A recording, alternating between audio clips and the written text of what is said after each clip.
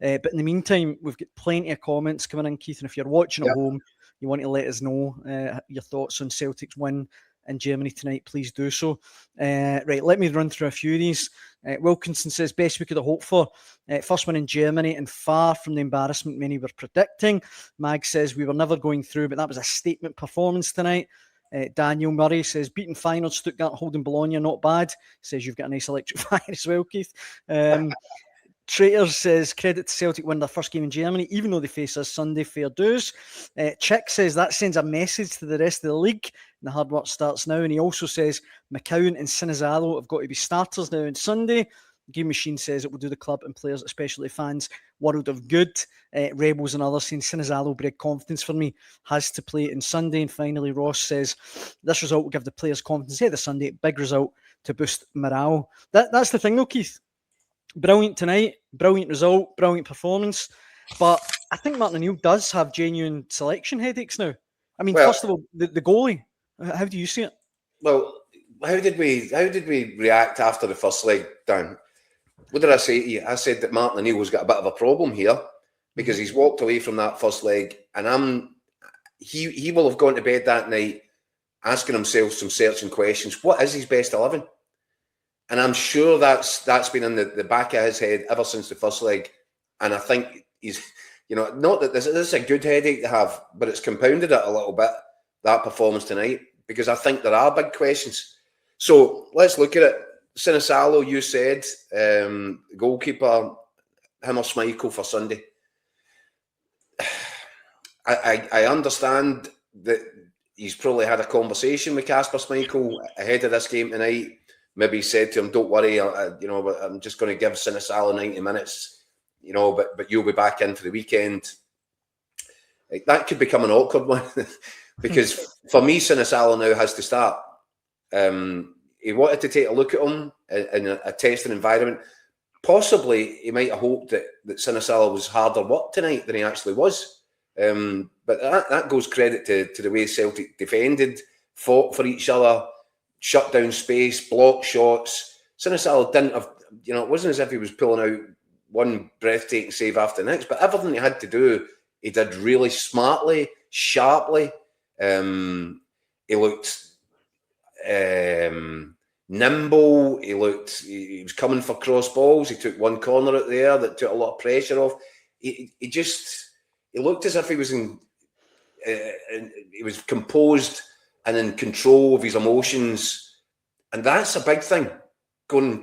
Considering where Celtic are going next this weekend, for me, I think now, if you're Martin O'Neill, what are you doing if you put Schmeichel back in?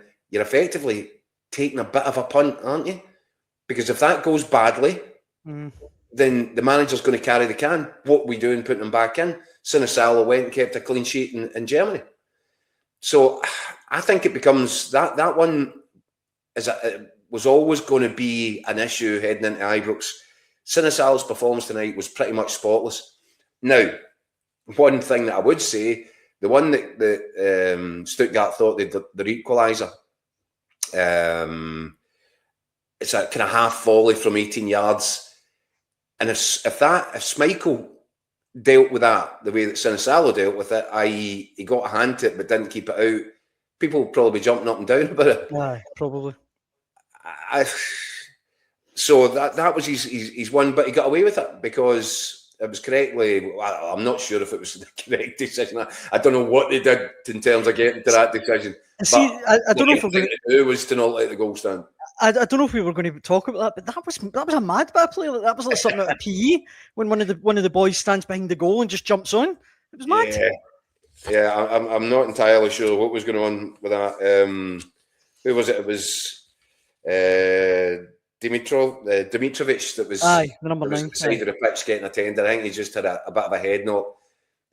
What the fourth official was doing, I'm not even sure when you looked at it, the fourth official was even letting him on. I think he just decided he was going on. He just went, Aye, but he went on at a time when Stuttgart were trying to pick holes in Celtic's defence, and he's come on unmarked into space.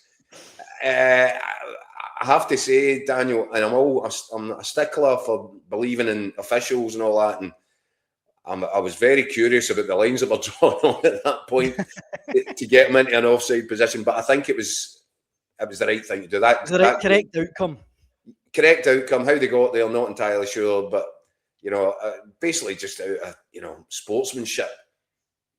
That there was something just that wasn't right about that. Anyway, it's Undav that has the half volley that Sinisalo doesn't keep out down at his right.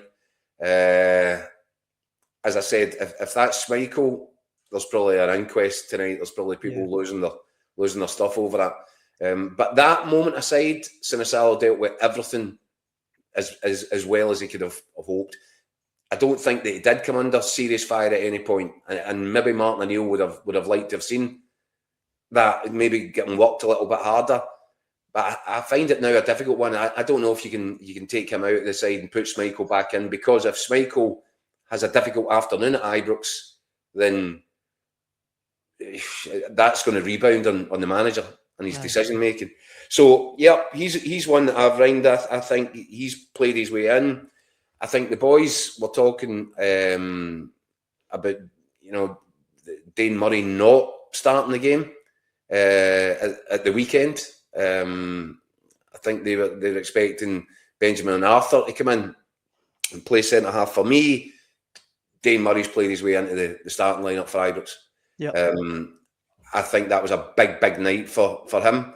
I think that, there have been times when he's looked a bit overawed, when he's looked a bit nervous, and that's understandable because he's desperately trying to make a good impression. But I thought tonight, when he cleared his head, when he just concentrated on doing the simple things, defending, I thought he looked really quite solid. He's obviously a physical specimen as well.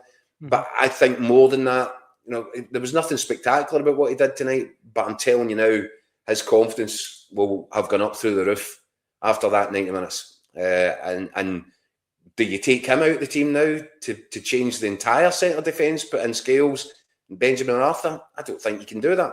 No. So I think, again, there's a boy that's just played his way into the starting lineup at Ibrox. Look, McCowan, Daniel, and that I've been banging the drum for him. You have? Without getting any love back, by the way. On several occasions, I've floated the idea that I think that Celtic could get more out of him. They should be using him more. I think he deserves more game time. I thought he was outstanding tonight. And it's not just the goal, but obviously the goal helps. But it's even the fact that where he gets into the position to score the goal, running beyond the striker. I thought his use of the ball was terrific. I thought his energy was terrific. And this is here's a real difficult one then, because if Luke McGowan starts, who comes out? And I'm saying right now it's probably Nygren. Well, because he started ahead of Nygren tonight, didn't he? Started in that. But it's in that position. It's in that position. And I think you get more out of Luke McCowan out of possession than you will do off Benjamin Nygren. The thing is, I know this is a mad kind of argument to make, because Nygren's the guy that keeps weighing in with big important goals, and he might well do that again at Ibrox. But for me, in terms of covering ground, shutting bodies down, doing the dirty side of the game, and this Celtic midfield has been imbalanced and it's been a problem. And the boys have been talking about it. You've heard Mick talking about it. I don't know how many times Ryan's mentioned it. For me, Luke McCowan will give you the industry that Celtic are going to need in the middle of the pitch. When when they're not in possession, he's going to have to drop back in. He'll get about that pitch. He'll rat about. He'll do all the dirty work. And I think he's proven tonight again that when he does get into that final third, he's really capable. Whether it's he's finishing, which is that was a real clinical, finished, perfectly taken goal. But also, I like his invention in that final third. I think he can spot passes. I think he and he's a willing runner to get beyond. I think he might have played his way into a starting place.